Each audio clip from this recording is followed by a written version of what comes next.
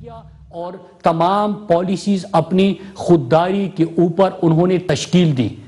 پاکستان کو جب عمران خان وزیر اعظم بنے ان کے لیے گئے قرضوں کی وجہ سے، ان کی غلط اکنامک پالیسیز کی وجہ سے پاکستان کی معیشت آئی سی یو میں تھی. ان تمام چیلنجز کے باوجود پرائم منسٹر عمران خان نے خودداری کے اوپر تمام فیصلے کیے.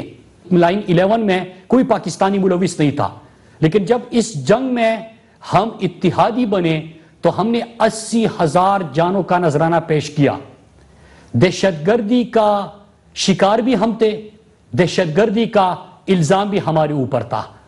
ہمارے اتحادی نے پاکستان کے حدود میں ڈرون حملے کیے، اس سے ہمارے بچے شہید ہوئے اور اس کی وجہ سے بھی پاکستان میں دہشت گردی میں اضافہ ہوا. لیکن ہمارے حکمران ایک تو ان کی غلط پالیسیز کی وجہ سے اور پھر اپنی کرپشن اور انہوں نے جو پاکستانی قوم کو لوٹا، باہر جائیدادیں بنائی، اس کی وجہ سے پورے قوم سے جھوٹ بولتے رہے. خود استحصالی سے خودداری کا لفظ میں نے اس لیے استعمال کیا کہ پہلے پاکستانی قوم کا اس انداز سے احتسال کیا گیا کہ یہاں پہ پاکستانی قوم کے اوپر جو پیسہ لگنا تھا، پاکستانی قوم کا وہ پیسہ چرا کے استحصال کیا گیا. اور پھر پاکستان کے دہشت گردی کی جنگ میں جب ہمارے جنازے اٹھ رہے تھے، جب ہمارے اوپر ڈرون حملے ہو رہے تھے، تو اس وقت جھوٹ بولا گیا. اس وقت انہوں نے ڈرون حملوں کی اجازت دی کیونکہ انہوں نے اپنے باہر اپنے اثاثے اور جائیدادیں بچانی تھی.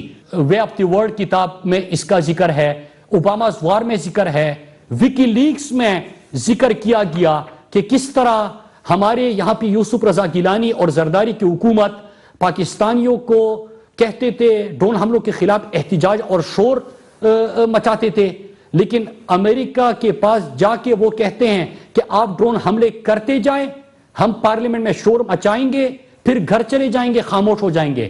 زرداری سی آئی اے ڈائریکٹر سے امریکہ میں حسین حقانی کی موجودگی میں ملاقات کرتے ہوئے کہتا ہے کہ آپ فکر نہ کرے، اگر پاکستانی مر رہے ہیں مرنے دے، میں سنبھال لوں گا، اگر میڈیا پہ شور مچتا ہے تو مچنے دو، ہم سنبھال لیں گے.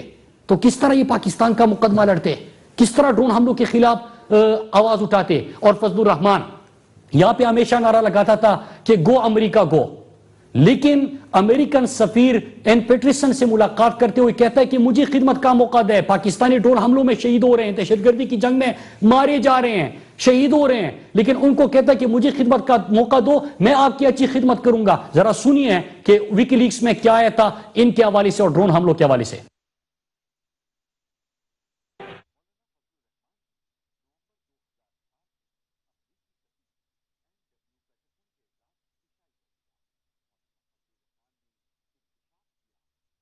اسمبلی میں ان کی پارٹی کے ووٹ برائے فروخت ہیں، وزیر بننے میں میری حمایت کریں.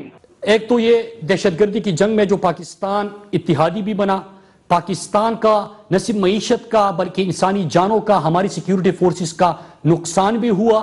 ڈرون حملے بھی یہاں پہ ہوتے رہے، کس طرح یہ جھوٹ بولتے رہے، کس طرح پاکستان کا مقدمہ انہوں نے نہیں لڑا اپنی کرپشن کی وجہ سے.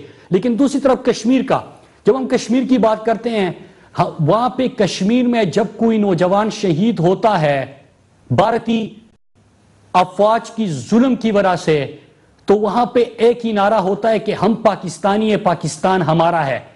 کشمیریوں کو سبز ہلالی پرچم میں دفنایا جاتا ہے.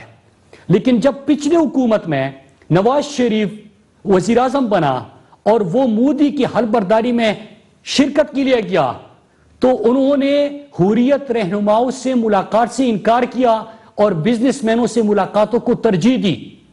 میں آپ کو نہیں بتاؤں گا، ذرا آپ سنیے جو ہماری سیکٹری خارجہ فارن افیئرز تھی تسنیم اسلم صاحبہ، ان کو سنیے. پرائم منسٹر نواز شریف جب دہلی گئے اور پرائم منسٹر مودی کی سویرنگ ان سیریمنی تھی جو ان کی اوتھ ٹیکنگ سیریمنی، انہوں نے کشمیریوں سے ملاقات نہیں، بلکہ پرائم منسٹر یہ بھی کہتے تھے کہ دفتر خارجہ نے بھی نہیں لینا. اچھا، دفتر خارجہ نے بھی نام نہیں لینا، یہ بالکل. کیوں حریت رہنماؤں سے ملاقاتوں سے انکار ہوتا ہے؟ کیوں کشمیر کاس کے اوپر بات نہیں ہوتی؟ وہ اسی لیے کہ ان کے کاروبار اور ان کے ذاتی مفادات، ان کا کرپشن، ان کے پرسنل انٹرسٹ جو ہے وہ وابستہ ہے ان لوگوں کے ساتھ. اور میں آپ کو یہ نہیں کہوں گا, آپ ذرا سنیے پاکستان کے سابق ہائی کمشنر جو انڈیا میں تھے عبد الباسط صاحب کو, کہ وہ کیا کہتے ہیں. اب جہاں تک ان کے بزنس انٹرسٹ کا تعلق ہے ناظرین, اس پہ حوالے سے میں بات کر لوں کہ بزنس انٹرسٹ جو ان کے ہیں نواز شریف صاحب کے, وہ بزنس انٹرسٹ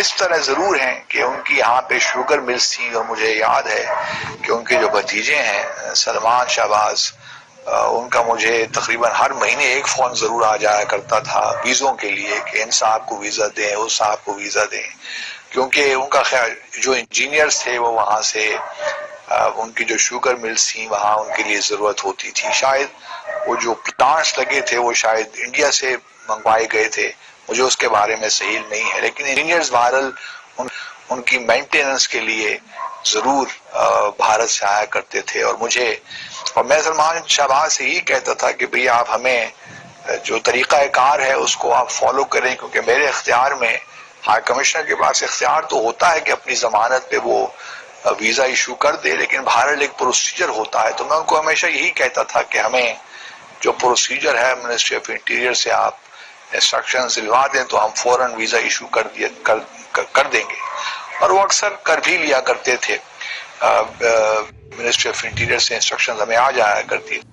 جی, آپ نے سنا کہ کس طرح یہاں سے جب پاکستان کو کلبھوشن